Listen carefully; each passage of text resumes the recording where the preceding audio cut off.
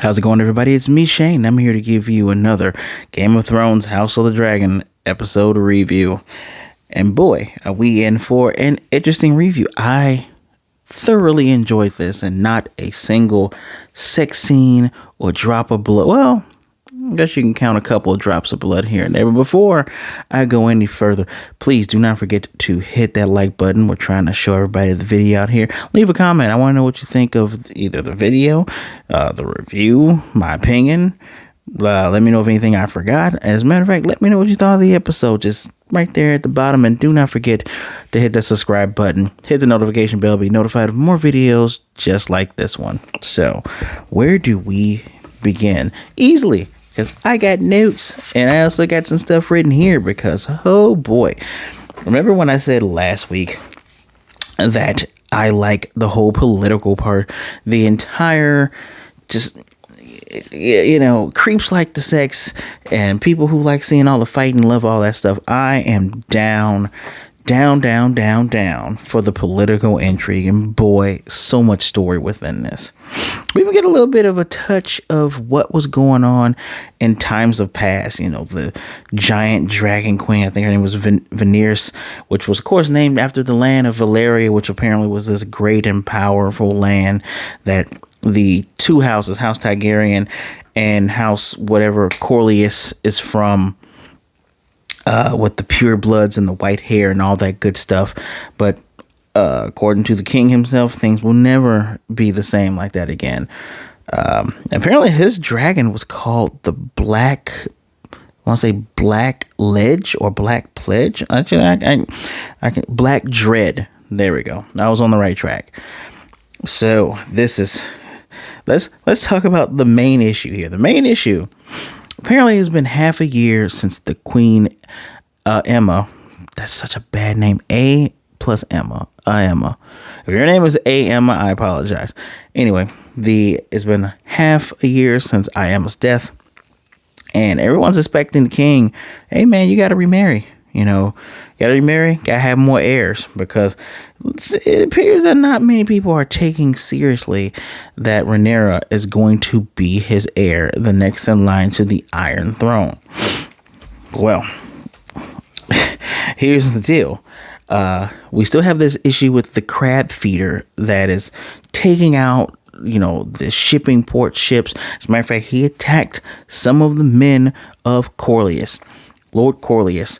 I almost call him Cornelius. He's the only black guy in here. So obviously, you know who I'm talking about. As a matter of fact, apparently there was some issue with racist comments, right? People couldn't believe that a black dude could be rich, but are down for the white hair and the dragons. It's so funny. It's so stupid. I'm not even going to touch on that. But let's talk about him and Rhaenyra, the cousin of the king, the one who was passed over, the queen that never was is her title. Literally, the king is a very emotional guy, and I'll get to that in a second too. But they want to have him marry their daughter, Rhaenyra.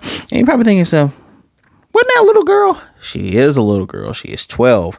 Again, this is fantasy, and of course, in fantasy world, feudal world, woman wouldn't have to have sex with him until she's 14. Wouldn't expect to be having a child until 15. So, that is when the whole adult part, even though they're still treated as children. But both of them say, marry our kid. We have the strongest navy, the army. You're the king and everything. Our two houses combined will show unity throughout the realm. When speaking very, very poignantly, his brother has taken Dragonstone, which is one of the high houses that's reserved just for the heirs of the throne and the king and all that. You have, I wrote all this stuff down too. You have the guy that's attacking the shipping ports. There is also, actually, got to go back a little bit more. You got to go back even further than that. Oh my God, I have to go even further than that. Regardless, there are several things that are going on that make the crown look weak, make them look, doesn't make it look like they're strong at all, especially with the whole thing with Damon going on. Excuse me. And He fears that the enemy is coming for the Red Keep. I believe the Red Keep was mentioned before. I do not fully remember it, but yes. Oh yeah, and they're having the first girl as heir to the Iron Throne. This whole woman in power thing is just freaking them all out. But yeah, so that's his idea. He wants him to marry his girl. They can have a kid, and there you go. But it looks like the other side, the king, if you've seen this already, spoilers, king goes with Alicent. Because Alicent, first Otto pushed her, say, hey, go comfort him, go talk to him. Which I'm pretty sure he meant go, do the deed with him. And half a year, she still talks to him in private. As a matter of fact, he accidentally broke one of the stone dragons of this large 3D map of King's Landing. And he broke it, and she had the stone guys repaired, and he appreciates all that. And it's funny because he even mentions to her, hey, I don't know this girl. Well, she would love to have your company, I'm sure, just like I love to have yours. And it's implied that this was going to happen, which I think is also one of the stupidest things he's ever done. And there you have it. He's super emotional because he's picking the one he knows. He's playing right into Otto's hands. Otto, dude is not even, at least to a viewer, he's not being subtle. This could be a red herring, and it could just be, hey, it's dude just doing the thing and doing natural stuff. Nah, he's so stupid, so obvious as well. He's playing the king so well, so well. And as a matter of fact, this overarching problem is going to just go into the next episode as well, because he chose Alicent, like I told you, and Rhaenyra was not expecting that. She was expecting him to pick Leonora, or Leonara, whatever her name is, because she understands you have to do it. It's part of his kingly duties. He doesn't even want to do it. As a matter of fact, Otto even says, hey, I don't envy you in that, because my wife died a long time ago, and if I had to remarry because of duty, I don't envy you. And as a matter of fact, he spoke to Lord Leonis, who is the guy, the fat guy who more or less was very against Rhaenyra being the heir. It's like, a girl? He asked him to speak unencumbered. Everyone says, go with Corlys's daughter. And boy, oh boy, he fumbled that ball so hard. Even when he was speaking with Otto and the great Maester, because, hey, remember that prick, that slash he took on the Iron Throne? Of course, it's rotted and festering. Got to use the maggots to eat the dead skin and try to heal him. And he says, what do you guys think I should do? That's where Otto says those words to him. Boy, oh boy. Where am I at here? And we have another the second problem deals with Damon, which technically, now that I think about it, actually deals with his daughter, but we'll get to her in a second. Damon is at, again, Dragonstone, taking it over. He claims in the letter he's stolen a dragon egg, claims to his brother that he is taking a second wife, as is Targaryen custom as well. He's gonna have a child. He took the egg, and when Rhaenyra asked the guy, one of the dragon keepers, which egg did he take, he took her dead brother's egg that she chose for his cradle. Because when children are born, you got an egg next to them, right? Boy, oh boy. So the king was going to go see his brother, but no, Otto's like, hey, it's too dangerous for you. I'm going to go. Damon is literally, he's without limit. And I got to go. I'm going to go get him.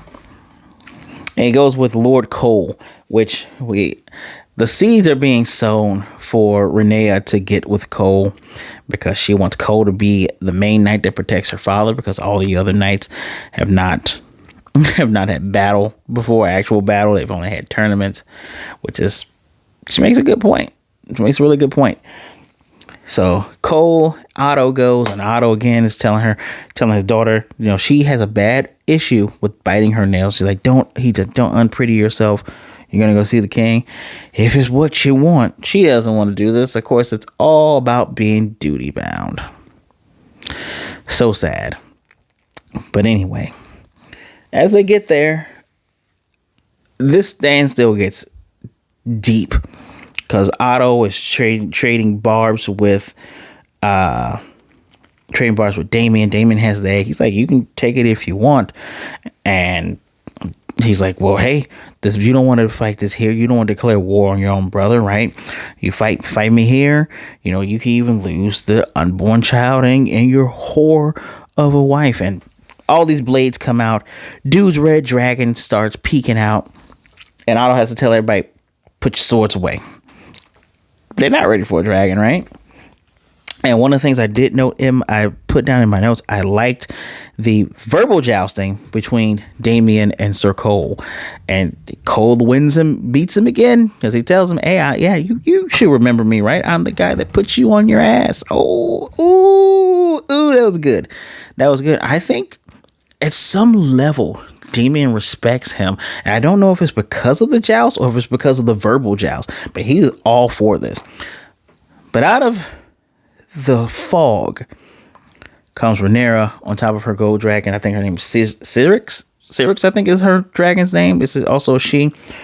And of course, Otto's like, hey, princess, we got to get her. She's like, yeah, I will be careful touching me. My dragon don't like that.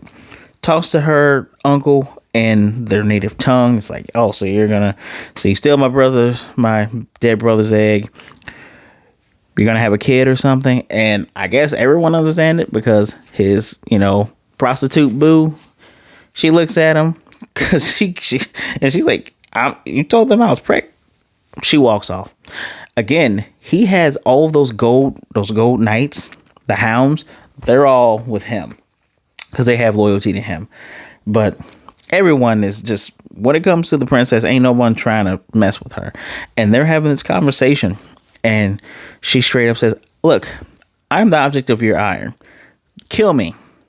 Kill me and just be done with all this, right? Get rid of me, you'll be the heir. And he just kind of looks at her for a minute, and I don't think he ever considers it. I think he's looking to see how serious she is, but, her face wavers a bit going, he's actually considering. I don't think he would actually kill her unless he absolutely had to.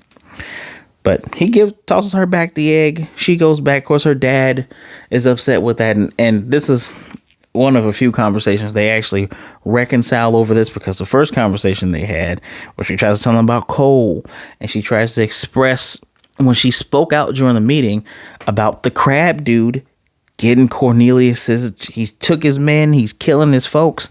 And she even said, you got dragon riders, rain down fire on him. And Cornelius is like, I like that. Seems like Cornelius likes everyone's idea but King Guy. And I think it's just because he doesn't want him in that seat.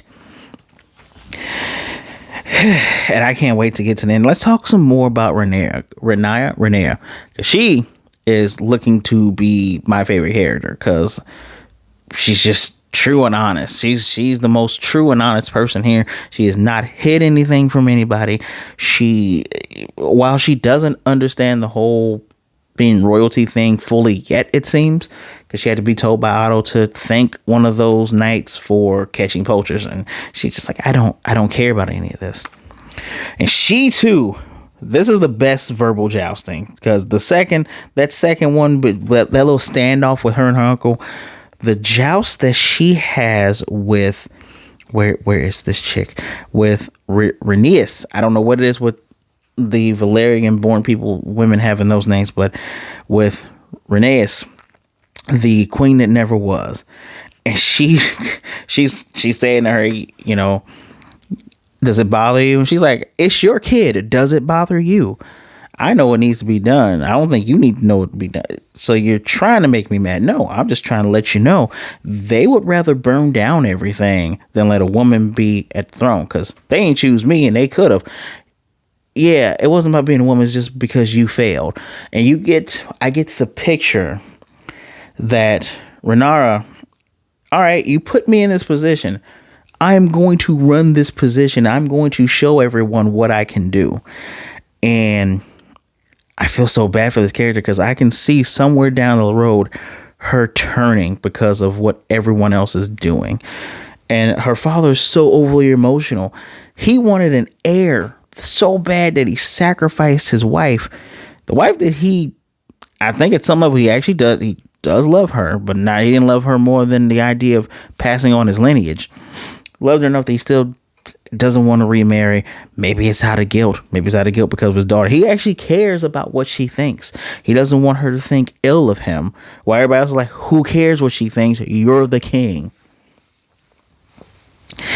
This is what happens when you are indeed duty bound. But let's talk about that ending, because the opening is nice. Because was it Corliss? He had to burst in because we get to see why they call this guy the crab feeder. He got people on post, and these crabs are inside of skulls. They're eating at people's flesh. It's pretty messed up. They're like getting semi-crucified on the on this sand, on this beach bog. I don't know if anybody who's listened to this ever played Bloodborne, but that seaside village, it reminded me so much of that in the first Hunters DLC. Boy, oh boy.